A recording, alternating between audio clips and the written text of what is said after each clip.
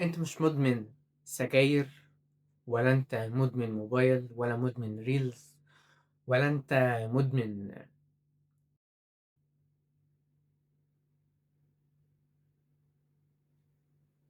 انت مجرد شخص موجود بكل بساطة عايز يموت. في الحقيقة انت مش مدمن على اي حاجة، انت بس مجرد شخص خايف من حياتك. انت مش مدمن لل... للمتعة، انت بس مجرد شخص خايف من الفراغ، خايف من حياتك. من حوالي 160 سنة في كاتب كده يعني على قده كده اسمه فيودور دوستويفسكي، كتب رواية اسمها المقامر. الرواية دي كان كتبها تقريبا في شهرين، بس لأن هو كان عايز يسدد ديونه. كان عايز يسدد ديونه من إيه؟ هقول لك بعد شوية. المهم إن الرواية دي بتحكي عن فكرة المقامرة وإدمانها، وبتتكلم في أعماق أعماق فكر ليه أساسا المقامر بيحب القمار، ليه هو مدمن عليه. السؤال ده ما أكيد علشان الفلوس. أنا لو دخلت آمر ب100 جنيه ممكن أطلع لي ب100,000 جنيه. علشان كده احنا محتاجين نركز في الرواية، بالذات في شخصية هي مش شخصية البطل في الرواية، ولا أهم شخصية فيها. ولما هنيجي نركز مش هنلاقي ان احنا بنركز في الشخصية الأساسية في الرواية، مش في بطل الرواية ولا في بطلة الرواية، بل في شخصية موجودة، شخصية كان ليها محرك أساسي ومهم جدا في الأحداث، ولكنها ما ظهرتش غير فصلين، وهي شخصية الجدة. الجدة في الرواية دي هي شخصية غنية جدا جدا، غنية لدرجة إنها بمجرد ما دخلت الفندق الناس فكروها أميرة. بدأ كل الناس في الفندق إن هم يركزوا معاها، عينيهم عليها، عايزين يطلعوا منها أكبر مبالغ ويخدموها أكبر خدمة ممكنة. واحدة من أغنى أغنياء الناس في روسيا، عندها قصور وكنيسة وأراضي، وعندها أهل وناس خدم، والخدم دول ليهم خدم. يعني واحدة مش محتاجة ربع جنيه، واحدة غنية جدا، حياتها كويسة، عندها أهل، عندها كل حاجة. فالجدة مع مرور الأحداث بتعرف إن في حاجة اسمها الكازينو، وحاجة اسمها الروليت، وفي حاجة اسمها القمار. فبتقرر إنها تروح تجرب تشوف إيه الموضوع ده، كنوع من أنواع حب الاستطلاع. هي ما كانش في دماغها حاجة. هحاول أقرأ لك دلوقتي جزئية بتوصف حال الجدة بعد ما بدأت القمار شوية صغيرين جدا.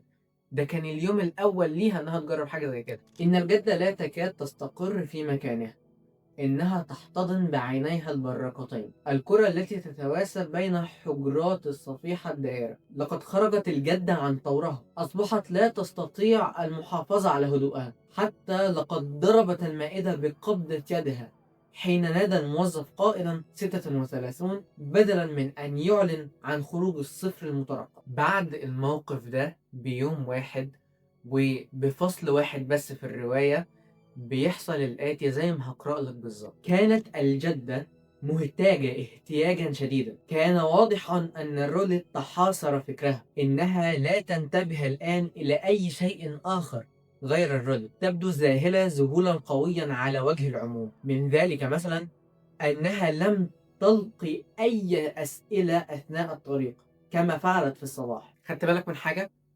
هي أدمنت القمار من أول يوم، من غير حوارات كتير، غنية، ما عندهاش أي مشاكل في حياتها، كل حاجة عندها تمام وزي الفل، ولكنها بقت مهووسة بالقمار. الجدة ما كانتش بتدور على فلوس، ولا كانت بتدور على أي حاجة. الجدة في اللحظات اللي بدأت تآمر بيها كل العيون بقت عليها، كل الناس بقت مركزة معاها، بدأت تحس إنها بتأثر. هي بتاخد فلوس من ناس وبتدي فلوس لناس، وبتأثر على اللي حواليها حوالين الطاولة. الجدة في الواقع ما أدمنتش الرولت، أدمنت الإثارة.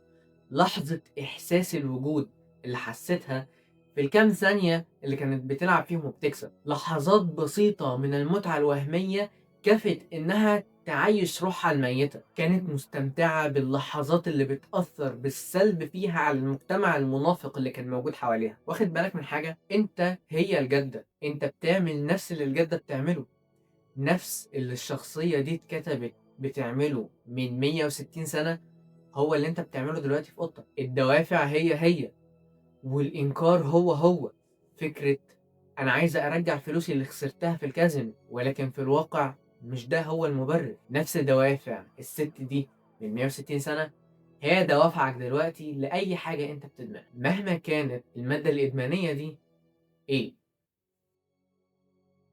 في وسط العالم اللي احنا عايشين فيه، وسط ما احنا لو مجرد طلعنا بس نبص على السطح هنلاقي ان احنا حرفيا عايشين وكأننا في وحدات. فكرة القطيع والخطوط اللي الناس ماشية فيها زي النمل مش مجرد فكرة وهمية او مجرد وهم فلسفي، بل هو ده الواقع. وسط ما العدمية بدأت انها تسيطر على حياة كل البشر، بقت هي الغالب. وسط ما انت اساسا نسيت انت عايش ليه، نسيت حتى انك تفكر انت عايش ليه. وهنا النقطة، انت حتى اصلا نسيت ان انت المفروض تعرف انت عايش ليه اصلا. من رحم كل الكلام اللي انا قلته ده بيتولد فكرة الادمان. ادمان سوشيال ميديا، ادمان فيديوهات من نوع معين، ادمان ريلز، ادمان سجاير، ادمان فيب، ادمان مادة ادمانية. وفي الواقع ان الادمان مش مادة كيميائية او مجرد دوبامين بيتفرز في جسمك، بل ان هو في الواقع نظام عالمي بديل انت بتخلقه لنفسك. بتخلقه لنفسك لما بتفقد هويتك وبتنسى معنى حياتك. اغلب انواع الادمان بطرق غير مباشرة بتديك نفس الحاجة،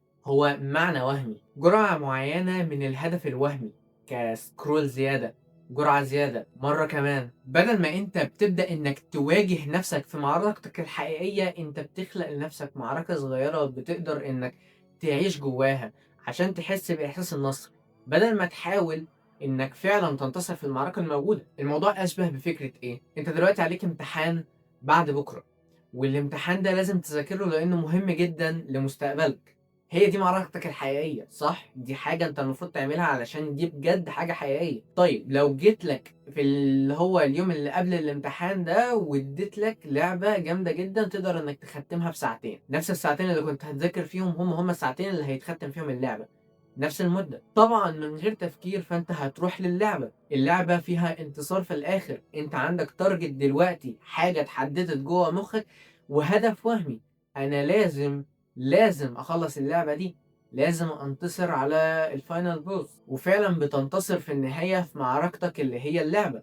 ولكن معركتك الأساسية الفعلية اللي هو الامتحان اللي بعد بكرة، هل نفذت الموضوع ده؟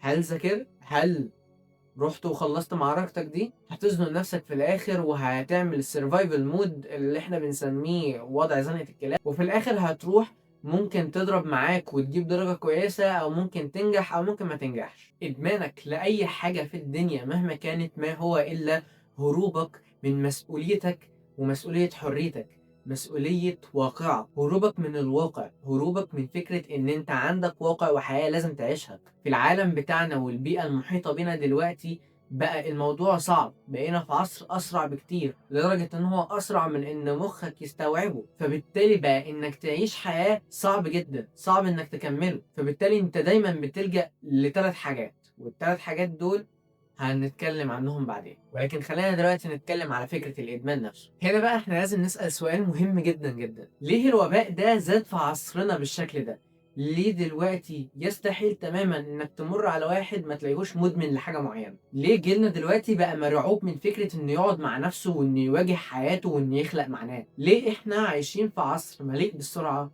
والاستسهال؟ وإجابة السؤال ده في آخر جملة أنا قلتها دلوقتي. هل ال الكون دلوقتي والبيئة الحالية بتاعتنا والعالم بتاعنا دلوقتي والحياة صعبة وقاسية والحياة كل مدى ما بتبقى أسوأ وأصعب؟ الإجابة لأ. نفس الكوكب، نفس الأتموسفير بتاع سنة 1881 هو نفسه بتاع 2026. إيه هو اللي اختلف في الليلة دي كلها؟ البيئة. لما انا دلوقتي اعيشك في بيئة حرفيا الاكسجين فيها سام، كل حاجة حواليك سامة، اللي عينك بتشوفه واللي ودنك بتسمعه واللي مناخيرك بتشمه كله سام. لما اعيشك في عالم دلوقتي بقى 90% منه انك بتقعد بتنتقل لعالم موازي موجود في تليفون، والعالم ده كل ما يوجد فيه هو اني احسسك دايما بانك مش احسن حد في الدنيا، انك اسوأ حد، انك لا انت في ناس اصغر منك بكتير عملوا ضعف الحاجات اللي ابوك عملها. لما اعيشك دلوقتي واقعد ازرع في دماغك فكرة ان أنت لازم تجيب فلوس، أنت لازم تبقى غني، أنت لازم تحقق مش عارف إيه، لازم تبقى شاطر في الشطرنج، لازم تبقى بتعرف تقرا 16 كتاب في الساعة، لازم تبقى مش عارف تعمل إيه، لازم تبقى مش عارف تعمل إيه، وأحطك دايمًا في مقارنات تحسسك دايمًا إن أنت شكلك وِحِش، أطلّع لك أوسم شباب في الكون، أطلّع لِك أوسم بنات في الكون، علشان دايمًا تبقى في مقارنة بينك وبينهم، وتعرف قد إيه إن أنت شكلك شبه البطاطساية، لمّا دايمًا أحطك في عالم افتراضي كُلّه كراهية، والكراهية دي ناتجة من إيه؟ الكراهية دي ناتجة من الكلام اللي أنا لسه قايله من شوية، فتقعد تتشبع بالطاقة السلبية من ناس بتهجم على أفكارك ومعتقداتك، من ناس بتهجم على بلدك وعلى هويتك، من ناس دايمًا بتحسسك لو أنت في الشرق الأوسط إن أنت أسوأ كائن موجود على الكوكب. إن حتى سود البشرة لمّا كانوا عايشين أيام العبيد كانوا عايشين أحسن منّك، لمّا أصلًا أعيّشك في مجتمع لسه لحد دلوقتي وإحنا في 2026 بيتكلّم على حقوق المرأة، لمّا نكون لسه في 2026 ولسه في ناس دلوقتي بتتناقش على فكرة لمّا يحصل تحرُّش هل الغلطان الراجل والّا الست؟ لمّا أعيّشك في المجتمع ده وكأنك حرفيًا عايش في العصور الوسطى، بالإضافة للفتن والكراهية اللي موجودة، بالإضافة لبعض الفايتات الوهمية زي هل مصر عربية؟ هل مصر فرعونية؟ هل الشرق الأوسط أحسن شرق في الكوكب؟ وأنسيك إن في دودة خبيثة قذرة بتاكل في قلب أرضك. أوبس لأ أنا ما نسيتكش، أنا فكرتك بيها بعد ما حسستك بالإهانة لما قعدت أعمل تفرقة عنصرية بينك بفكرة إن أنت مصري والّا فرعوني والّا عربي والّا أنت إيه، بس حتى أنا ما وهّمتكش وخليتك تطيّر دماغك، لأ أنا فكّرتك تاني، فكّرتك بس ما فكّرتكش بالحاجة دي أو بالقضية بتاعتك أو بالناس اللي بتاكل في أرضك علشان تبدأ إنك تاخد action، بل عشان أحسّسك بعجزك وضعفك، عجزك وضعفك إن أنت مش قادر تعمل أي حاجة وأنت عارف إن في ناس من نَفْسك ومن إخواتك بيتكلّموا نَفْس لغتك بيموتوا وبيتقتلوا. وأنت مش هتقدر تعمل أي حاجة، هتقعد تعمل إيه؟ هاقول لك في الآخر اقعد ادعي لهم، لكن في النهاية فعلًا أنت ما فيش حاجة في إيدك تعملها ولا أنا حاجة في إيدي أعملها، والدليل على كده إن أنا مكبوت من الموضوع ده إن أنا اتكلمت في الحتة دي وأنا أساسًا مش حاططها في الscript. شايف الجو ده؟ شايف البيئة دي اللي إحنا عايشين فيها؟ شايف السيناريوهات القذرة اللي إحنا عايشين فيها؟ لمّا أعيّشك في عدمية مطلقة، أنسيك حتى إن أنت المفروض تسأل أنت عايش ليه؟ في نفس ذات الوقت أحط عليك ضغط بكل الأنواع علشان أعيّشك في سلبية، وتنسى هويتك وتنسى ذاتك، وتلاقي نفسك علشان بس تريّح ذاتك تقدر إنك تدمن على حاجة وتشوف cult معيّنة تنضم ليها، cult الناس اللي مؤمنة بنظرية المؤامرة وإن مش عارف إيه اللي بيحصل وإن البطاطس المحمّرة هتحتل العالم وهتموّت كل الناس عشان يتبقى مليار واحد، أو cult إن أنا أخلّيك متشدد جدًا لدرجة إن أنت تحط صورتك وأنت راكب حصان وحاطط شاشة سودا على عينك، واقنعك إن الكون ده كلّه ضدك وبيكرهك وعايز يقتلك وأنت لازم تقتلهم أو تختار إنك تتحط في cult معيّنة بتحب فرقة موسيقية معيّنة أو شخص معيّن وأدّيك اسم وتصرفات معيّنة شعارات وعبارات معيّنة تقعد تقولها عشان تحس بالانتماء لمكان، وهنا واحدة من أكبر المشاكل اللي بتخلّيك إنك تدمن وما حدش واخد باله منها، هو إن أنت مع البيئة القذرة اللي إحنا عايشين فيها، مع السيناريوهات والعصر المقرف اللي إحنا عايشين فيه، أنت أساسًا فقدت هويتك، بقيت عدمي، بقيت مش عارف أنت عايش ليه، وبقيت بتدوّر على مكان تنتمي ليه، لإن حتى بيتك اللي أنت عايش فيه في الغالب أنت مش منتمي فيه أصلًا. أنا بدل ما هاخلّيك تواجه الوحش الرئيسي اللي المفروض تواجهه وهو الفراغ المطلق اللي عايش في حياتك، بدل ما آجي وأقول لك بُص، شايف العالم ابن الوسخة اللي إحنا عايشين فيه ده، ده واقعك، ابدأ إن أنت تتصرّف وابدأ إن أنت تشوف، ما فيش مجال إنك تهرب، أنت دلوقتي محطوط في سيناريوهات كتيرة جدًا، المفروض إنك تبدأ تبني هويتك وذاتك عشان تبقى بني آدم مستقل. أنا مش هاخلّيك تبُص على الجانب ده ولا الزاوية دي اللي المفروض إن أنت تحلّها وتحل مشاكلها،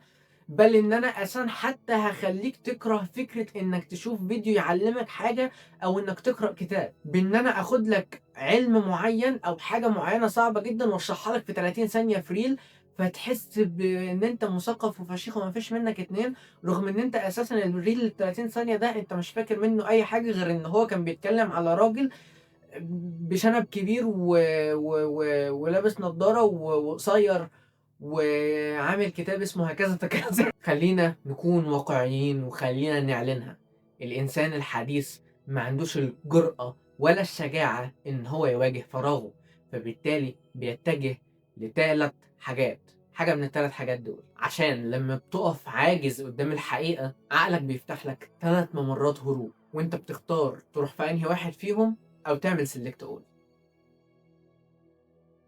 السكة الأولى زيك زي الكنبة، العدمية السلبية، هو إن أنت أوكي ماشي زي الفل تمام، والله يا ليتش أنت بتقول كلام زي الفل، خلاص خلصت الفيديو، لافيني بقى الانستجرام بتاعي اقلب لي في كام ريل كده، وهقوم بعد كده اشوف معنى لحياتي جامد قوي، وهقرا عن الفلسفه الوجوديه والعدميه، وتفضل قاعد ولا كأن في اي حاجه، انت بس ما فرقش غير ان انت عارف المشكله، او بيني وبينك انت مش عارف المشكله وبس، انت عايش شايف ان الدنيا بايظه تشيل تمام، انا هكمل كده مفيش اي حاجه، مش هعمل حاجه تمام، انا كل اللي انا عايزه يا عم هو ان انا اكل واشرب واتجوز، خلف لي عيل صغير افشخه في الحياه وخليه يواجه العالم ابن الكلب اللي احنا عايشين فيه تمام، ويعيش نفس السيناريو بتاعي، وفي الاخر تمام انا كلها مش عارف شويه وهموت. طالما انت الكلام اللي انت بتقوله ده يعني هيخليني اكل كافيار، لا انا عايز اكل واشرب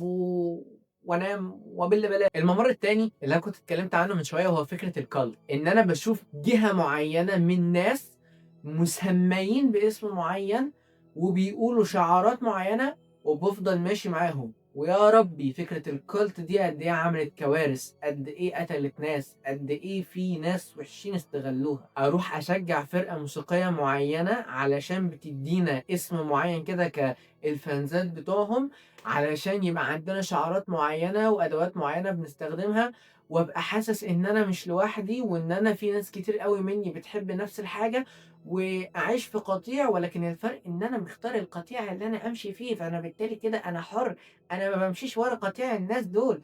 الفكره ان الناس اللي بتبقى ماشيه في كالت وبتبقى مختاره القطيع اللي هي تمشي فيه، هي تلاقيها الناس اللي بتعمل ريبوستات للفيديوهات بتاعت الماسونيه، عايزه تخلينا كلنا في ماتريكس، الماتريكس مش عارف ايه، وهم اساسا يعني هم الفرق بس ان بدل ما انا قررت ان انا امشي في خط رقم 3 بمشي في خط رقم 4، وكل الطرق تؤدي الى روما في الاخر يعني نفس الشيء. الشخص اللي بيروح لكالت بيهرب من هويته باستعارة هوية حد تاني، او باستعارة هوية مجموعة من الناس واخدة نفس الهوية، ساعتها هيلاقي مبرر وهيلاقي جهة يفرغ فيها كراهيته بالتريقة والتنمر وبالخناقات اللي بيخشها، بان هو يستفز الناس المضادة للكالت.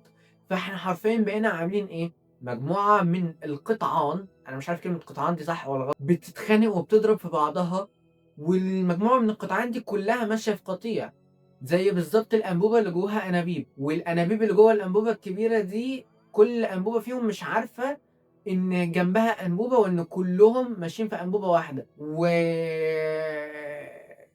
هو المثال اللي أنا قلته ده أصعب من الكلام اللي أنا بقوله. والطريق التالت هو الإدمان. الفرق والمختلف في فكرة الإدمان هو إن أنت ممكن تروح للجهتين وأنت ماسك الإدمان برضه، بل إن أنت ممكن تدمن جهة من الجهات اللي أنت مختارها. فنقدر نقول في الآخر إن أساسا فكرة إدمان شيء هي فكرة حتمية هتحصل لك، وفي الآخر هتعيش وهتتجوز وتخلف وأطفالك هيعيشوا نفس السيناريو اللي أنت فيه، وهنفضل كده، وكل مدى ما هنبعد وهتفضل طول عمرك ماشي. وحتى احنا مش هقولك ان احنا كبشر نسينا احنا عايشين ليه، احنا وصلنا لمرحلة ان احنا بدأنا ننسى نسأل اصلا احنا عايشين ليه. انت بقيت اصلا عايش في حياة وفي بيئة وفي خط سير اصلا شغله الاساسي ان هو يخليك تبطل تسأل اصلا انت عايش ليه، وتنسى ان انت نسيت ان انت المفروض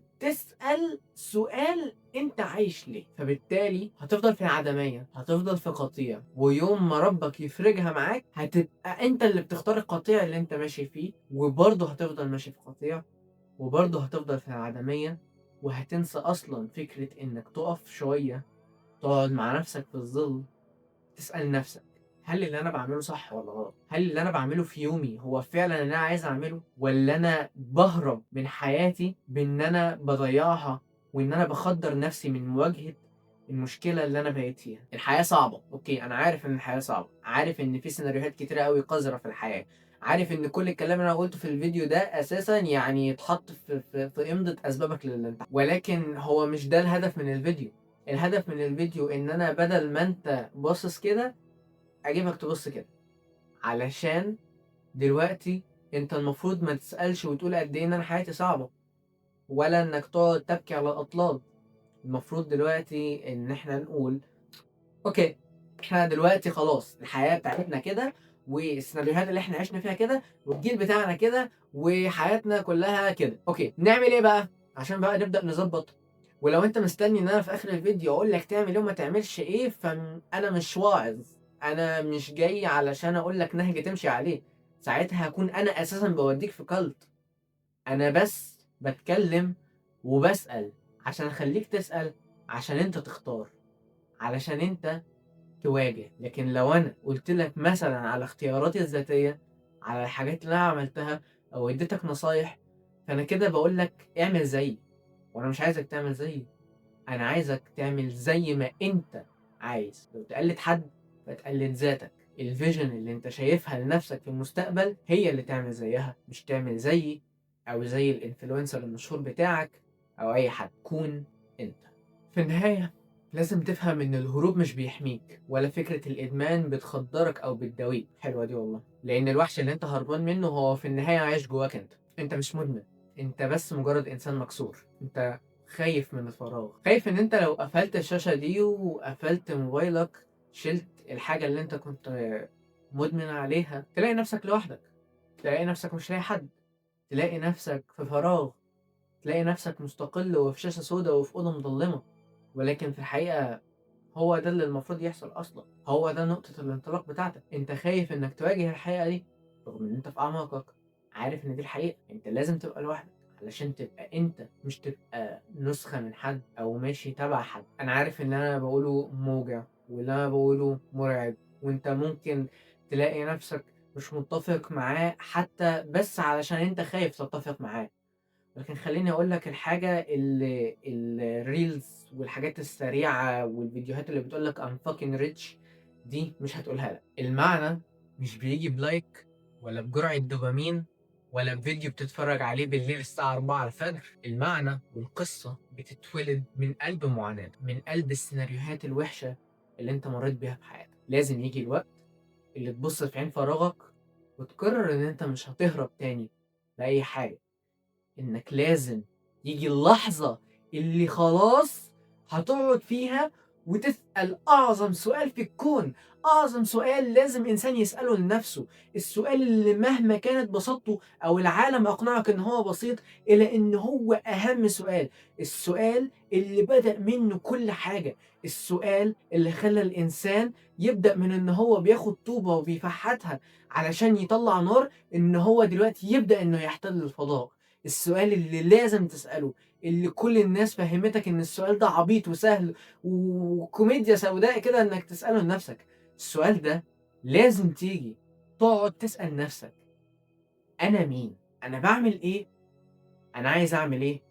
انا هنا ازاي؟ امتلك الجرأة لمرة واحدة بس في حياتك وواجه ده، واسأل نفسك سؤال مهم. اسأل نفسك السؤال ده: انا مين؟ لأن الوجع الحقيقي هو إنك تموت وإنت أصلا لسه بتتنفس، لما تلاقي نفسك في سن ال35 وإنت أصلا لسه صفر، معملتش أي حاجة. آخر حاجة هقولها لك: اسأل نفسك، خلي عندك الجرأة والشجاعة اللي تخليك تقعد وتسأل: أنا مين؟